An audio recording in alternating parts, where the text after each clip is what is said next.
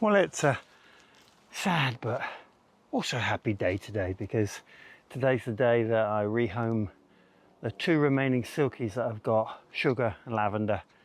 But the happy thing is that they're going to Danny's plot, and I'm going to put them in the carrier, take them over to Danny's, and take the opportunity to have a good look around Danny's plot at the same time.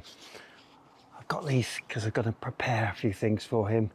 Unfortunately, Danny lost a lot of his winter and spring brassicas, so I've got lots of spare purple sprouting broccoli that I'm going to pot up for him and take over. And then, well, we'll gather up the two girls and make our way. Well, that's good plot neighbours for you. Look at that, a punnet full of super huge gooseberries. And I know where that's come from. That's come from my fellow allotmenteer, the other side of my plot, Adrian, and he's a great guy, always very generous with anything that he's growing. And we like to reciprocate when we can. Right, let's have a look over here. So this is my purple sprouting broccoli, it's coming on fine. And these are a load of spares that I've got, which I'm going to put into those pots and take over to Danny so that he's got some PSB for next spring.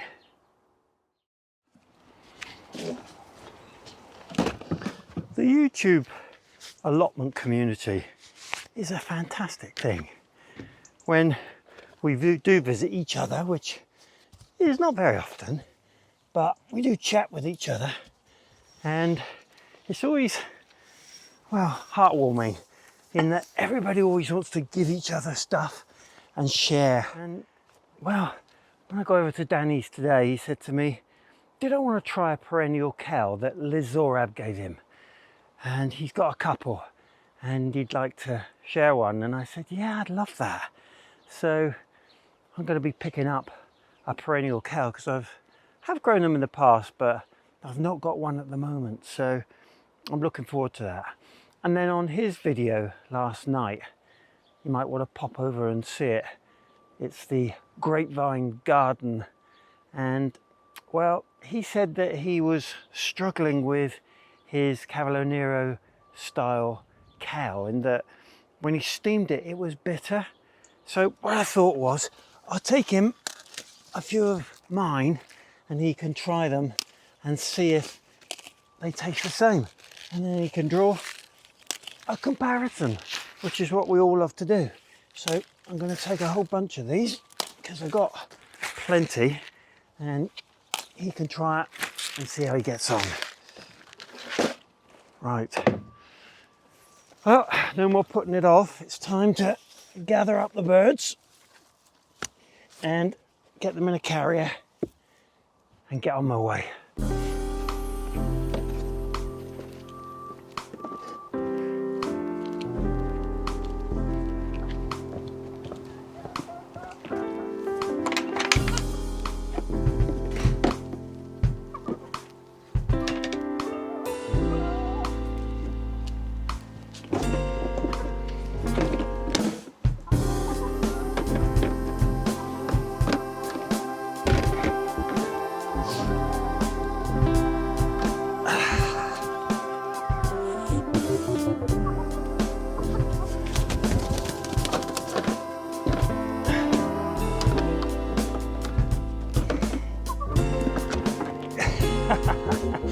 I knew I was going to have this game. Go on, in you go. In you go. Go on.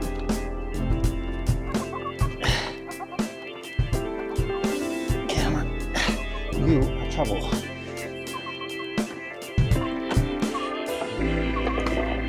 Go on, in you go.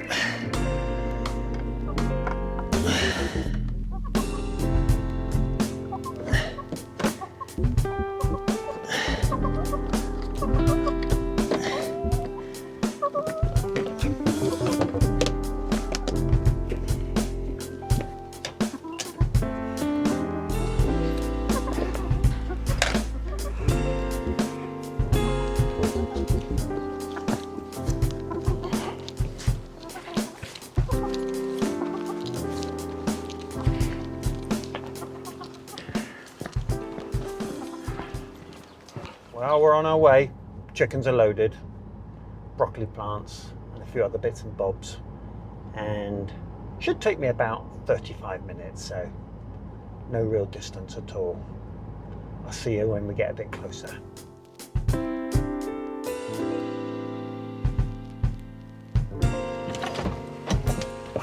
Well, I finally got here, and look who's here to greet me. Hiya, Danny. Hiya. Nice to meet you. Welcome to the Grapevine channel. I didn't get here in, well, simple methods. I sort of went round and round quite a lot, but it's quite difficult to find. Oh, it is. But we're here now, so we're going to unload the chickens and get them into the coop first of all. Yeah. Good stuff. Right, well, they've travelled well.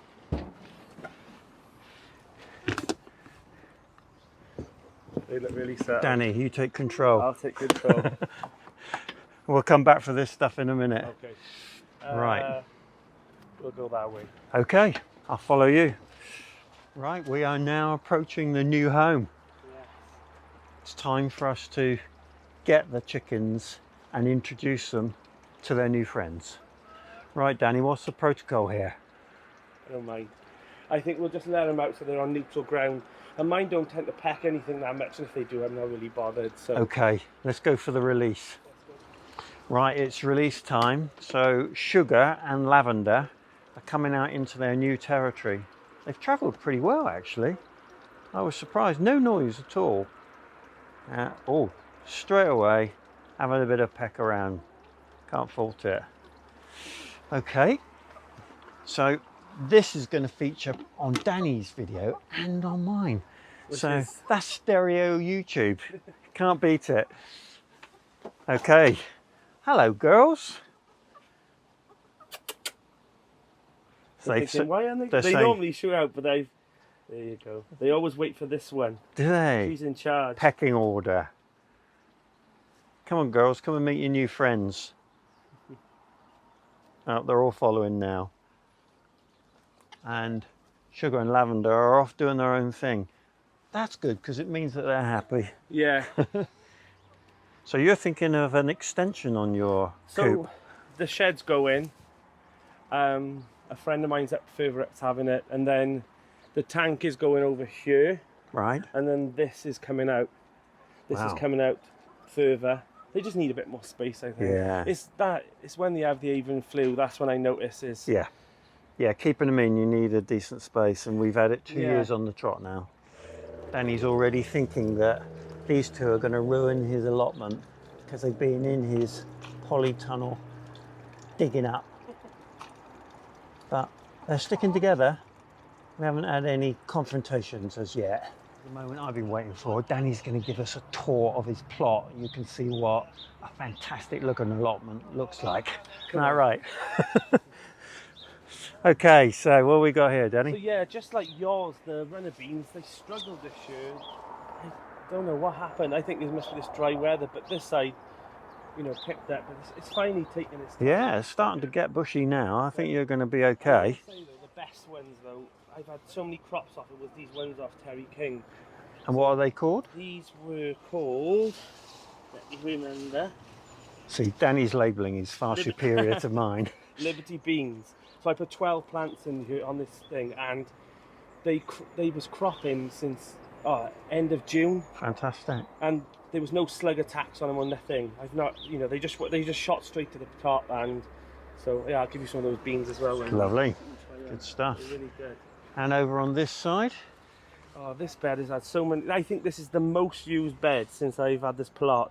It's had so many turns around, and the leeks they're late in this year, but that's the way it is. And is that some unusual Ballottis over in the corner? This was one salvage plant, so I'm keeping it for the beans. And yeah, I have those off Phil and Val on their allotment. And yeah, and these are the Pongo beans. So these two scraggly plants, I'm just keeping for seed. Yeah, makes sense. So brilliant. There's too much slug attack really from this area over here, so less of it for next year. Because your neighbour's plot is less than cultivated, and it was worse than this. So they've got that shelter really to come in, and everything down this area here gets slug attack. Gets a bit of risk. So, but it's the first year, so you learn from these things, don't you? So, you absolutely do. Yeah. Right, lead on. Show me the next highlight. Well, you're the Grapevine garden, so show me the grapes. Well, this is the well, they're starting to come now slowly. Look at that. They're slowly coming, and they'll by end of September, October, they'll be bright purple grapes. Lovely. And they are lovely. They are absolutely lovely. So you're into winemaking now? I'm gonna start, yeah. So yeah, you make alcohol as well. I do make a little bit rhubarb because we've always got so much. Yeah. Now these are amazing. Look at the height on them. I mean, I'm 6 foot, and they're almost there. You know? They've got to be nearly 6 foot tall. Crazy they are, And no support or nothing. You know. Just, and what variety is that? These are the Mexican blue corn. Wow. So if you want a structural plant from your sweet corn, this is the one. Amazing. Lovely. Yeah, everything's coming on. Everything's going big this year, like the sunflowers and. Yeah, they're lovely. Yeah. And strawberries, have you had a good crop of strawberries this year? Hit and miss. Like I thought most of them were second year, but they were okay. But the squirrels come in a lot and take a lot of them, so Squirrels. I'm going to build a better structure, I think. So maybe not so much the plastic one, and I'll make a metal cage for them, I think. Sounds great. That's the plan. Right, through the arch. I saw you build this arch. Oh, best thing I ever built for free. Fantastic. 2 fallen trees from down the bottom in that storm, so this was Storm Eunice's Contribution to the plot. Yeah. Right, lots of cameras around us because Danny and I. Oh, come on, let's go in this greenhouse. So, Danny's got a good variety of tomatoes in here. Take us through what you got, Danny. So, I thought these were sun gold, but nothing seems to be. Still to ripen yet. Yeah, they were late putting in. Tigerellas were amazing this year. I put a few of these in. Look at the cluster of tomatoes there. I've been taking off those honestly for weeks and weeks, and I put 2 of those in. But and we've got Brad's Atomics here. Now I've tried to grow Brad's Atomics, and they've always ended up very small, and I gave up. But you seem to have cracked it. Oh, first time, and the plants were terrible as well. You know, I put 2 in, and I was lucky. I think really lucky. And these ones. That's a mighty size you got down. Crazy tomatoes this year. My favourite ones though were these ones. God, look at the size. Fantastic. You're going to have beef steak tomato on the plate. And these ones are the black, I think these are called Black Beauty. Yeah, well, they certainly are, aren't they? Look at that. Fantastic. And these caught my eye. They're beautiful, aren't they? Absolutely beautiful. These are called Franchi. So, and these are my favourite ones for like making tomato sauces for canning and things. There's not much, mess inside and pulp, so they all go to. And great use of your space. A bit of basil being grown in between. Yeah, and fantastic. some drop seed of poached eggs, but yeah. Beautiful. Right. Brassicas have you got then, Danny? These have been the biggest success of this plot, I think. Like I put these beds in and they were completely no dig from the start, and everything from there's been perfect. I've not had to have any problems, except for the kale, obviously I mentioned, it's a bit tough and bitter. So I might try the middle leaves and see, but I do think this might have been a different variation of what you've got. So I've brought Danny some Toscana, which is a Cavolo Nero style kale, and well, he can taste it and draw a comparison. So perhaps we'll hear from him about that a bit later. Is that the one that you gave me before? I think it is. So I'll be happy with that then. Yeah, I'm impressed by them because there's nice no holes plants in them and they're nice plants, but yeah, they look nice on pictures and that's about it. And the giant cabbage over there I recognise. Yeah, that was an inspiration from you. That was the Filderkraut. I sowed about 20, and to be honest, the prank was I gave them to a friend thinking he was going to have some greyhounds, and he's now got 4 raised beds full of these Filderkrauts. Giant cabbage. These are the what are they? The Brussels sprouts. They're the Red Bull Brussels sprouts. Yep. They are smaller sprouts apparently than normal sprouts, but we can take the net if you want. But they're sweeter apparently. Look at that, they're forming nicely. We've got some white fly by the looks of it. Yeah. It's that time of year already. It is. Jolly good. And this is normal sprout here. Which variety is this? This is the, I want to say Evesham Special. Okay. They are certainly a lot taller than mine. These were put in a bit earlier, I think, than I normally do. So Good. Well, it looks But like you you're can- going to get a successful sprout year. Hopefully, yeah. Yeah, hopefully. There's And the some red cabbages. 2 infiltrators. Oh, yeah, they are, the troublemakers. Finding their way around the plot. They've had a little bit of a tussle with one, but otherwise they're enjoying themselves. Well, through the arch window into the lower part of your plot. Yeah. And this was amazing as well. This was literally just 2 arches, the same ones that I use on the beds, and I just fitted them into 4 poles and created an arch. So looks fabulous. It's really sturdy. So yeah. It needs to be up here with the wind, doesn't it? Yeah, it does. Right, and you've got these raised beds made from like a corrugated tin. Yeah, it's a lot cooler down here, and the sun, this seems to shade at the greenhouse, so I am going to be using these more for my lettuces next year, but I'm using so many now, I'm giving them away to people that I'm just trying to push more in. And what's noticeable is you haven't got any slug damage and they're outside. Oh, for some reason, I don't know why, I don't know if it's because we have got frogs already, and maybe it's that, I'm not sure, but for some reason this bed, touch wood, hasn't had any slug damage at all year. Fantastic. I don't know. Right, down the path. So, the buzzing of the... Do you want me to turn that off? no, that's fine. The water stuff. Ah, brilliant. So this is the infamous tunnel, low tunnel, what do they call it? Mini polytunnel. Mini polytunnel. What a fantastic structure. It was the best. You know what? It was the biggest push for my channel, I think, and they took a gamble. Really, I was very small then. I think I had about 300 subscribers. Yeah. And they just, I had bought a lot of hoops from them, and they just kind of said, "Let's send you something." And yeah, it was quite easy to make, and it's been amazing success. I gotta be honest. I mean, it's full of. And when these come out now, I'll put some salads and probably store my bucket of potatoes in them as well, out of the way. So Danny just said he had 300 subscribers. He's approaching 2,000, pushing to get to that landmark. So if you're a subscriber to my channel and you're not subscribed to Danny, go over and give him a subscribe and we'll get him over 2,000 with a bit of luck. Hopefully. Good times. So this one, Danny, they look a bit like they're wilting. What's going on here? They went in yesterday and they'll sulk for about a week, but even if I get 1 or 2 tomatoes off them, it'll be better than nothing. This one went in about 3 weeks ago, and there's some tomatoes on here now. So you're just taking shoots off of your main plants? I'm just putting them in. I mean, it's an empty bed, so you may as well put something in. And fantastic. if you get 1 or 2 tomatoes, it's more than you had. Sounds great. Yeah. This is more of an inspiration, I think, of you and some other YouTubers as well. So this is all recommendations from everyone else. But well, it's nice of you to say. I can recognise the house tomato there, and you've got a hell of a crop. Oh, that's a Latar, fantastic.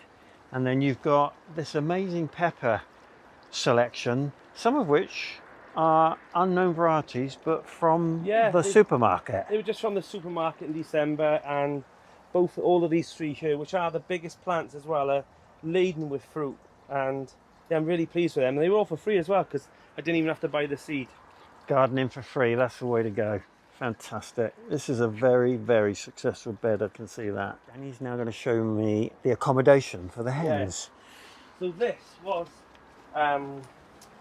a lesson from all my other coops and other people's coops around the area. So I went up and said, what's the issues that you're having with your coops?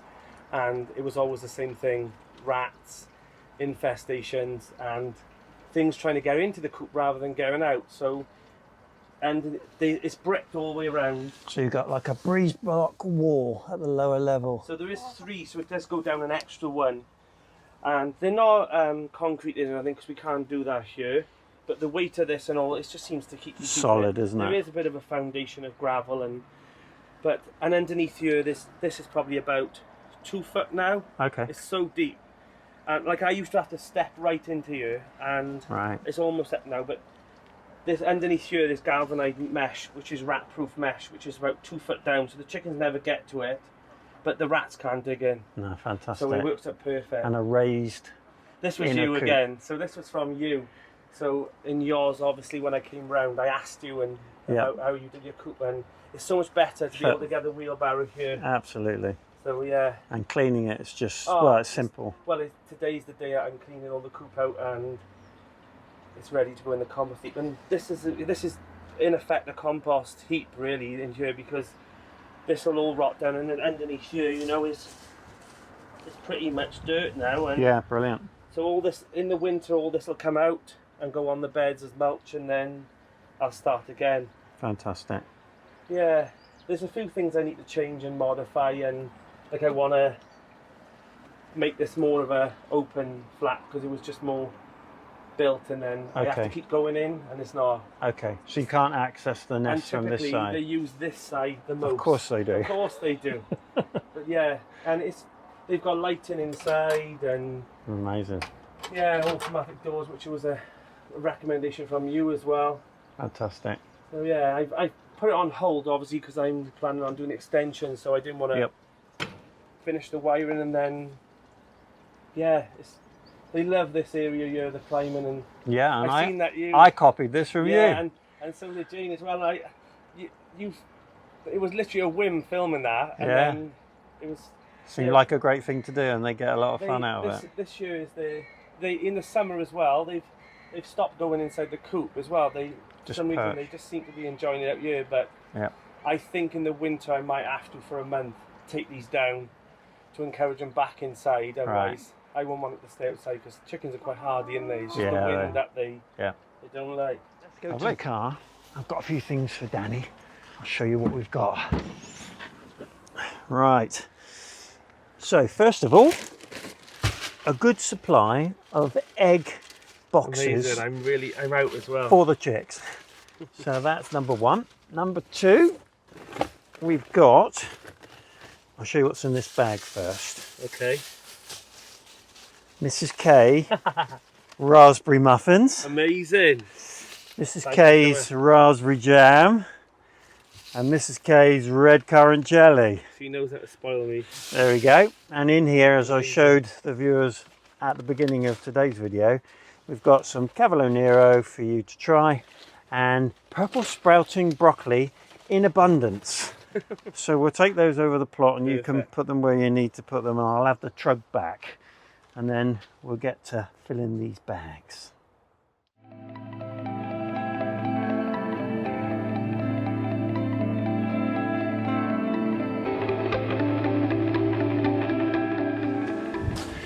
Well, that concludes today's episode. Thanks to Danny for showing me around his plot. We've had a good time, haven't we? Of course we have. And thanks for looking after my chickens. I will do. And I'll be watching them carefully now. Just joking. We have a lot of good fun, and Jenny and I will keep in touch. So, good times.